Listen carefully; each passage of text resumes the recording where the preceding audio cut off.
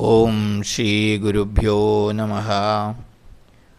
അർജുനനെ യുദ്ധം ചെയ്യുവാൻ പ്രേരിപ്പിക്കുക വഴി കൃഷ്ണൻ ഹിംസയ്ക്ക് കൂട്ടുനിൽക്കുകയായിരുന്നില്ലേ എന്ന് ചിലർ ചോദിക്കാറുണ്ട്.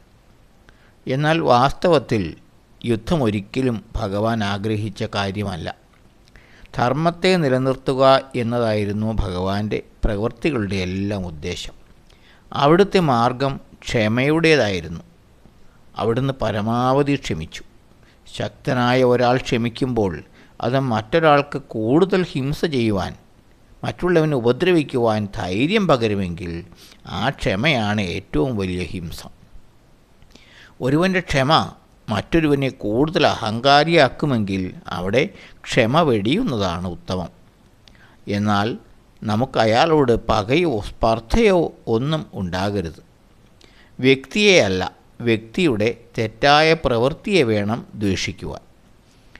ഭഗവാന് ദുര്യോധനോട് ഒരു ദേഷ്യവും ഉണ്ടായിരുന്നില്ല. ദുര്യോധനൻ അധർമ്മം വെടിയണം എന്ന് മാത്രമാണ് ഭഗവാൻ ആഗ്രഹിച്ചത്. രാജ്യത്തിൻ്റെ ശ്രേയസ്സിന് അത് ആവശ്യമായിരുന്നു. അതിന് വഴി തെളിയാത്തതുകൊണ്ട് മാത്രമാണ് കൃഷ്ണൻ യുദ്ധത്തിന് അനുമതി നൽകിയത്.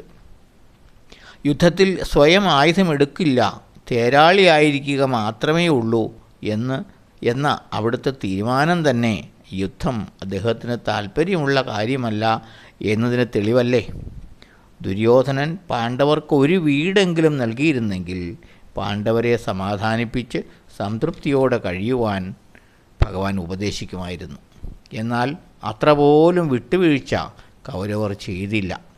വാസ്തവത്തിൽ മറ്റുള്ളവരെ കൂടി യുദ്ധത്തിന് പ്രേരിപ്പിച്ചത് കൗരവരാണ്, ദുര്യോധനനാണ്. സർവ അധർമ്മങ്ങളുടെയും സ്വരൂപമായ ഒരാളുടെ കയ്യിൽ രാജ്യമിരുന്നാൽ അത് ലോകത്തിൻ്റെ തന്നെ നാശത്തിന് കാരണമായി തീരും. അങ്ങനെയുള്ളവരെ ഏതു വിധേനയും ഇല്ലായ്മ ചെയ്യുകയാണ് വേണ്ടത്. ഒരു വിഷവൃക്ഷം വെട്ടിവീഴ്ത്തുമ്പോൾ അനേകം ചെറിയ ചെടികൾ ഇല്ലാതെയാകും. അതുപോലെ ഒരു ഫലവൃക്ഷം വളർത്തുന്നതിനായി കുറേ ചെടികളെ പിഴുതു മാറ്റി എന്നും വരാം. ആ ചെറുചെടികളുടെ നാശം ഹിംസയായി കണക്കാക്കാനാവില്ല.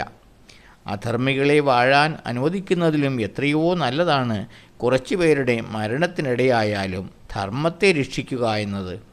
അതാണ് ഭഗവാൻ കൃഷ്ണൻ ചെയ്തത്. അവിടുന്ന് ചെയ്തത് 100% ശരിയാണ്.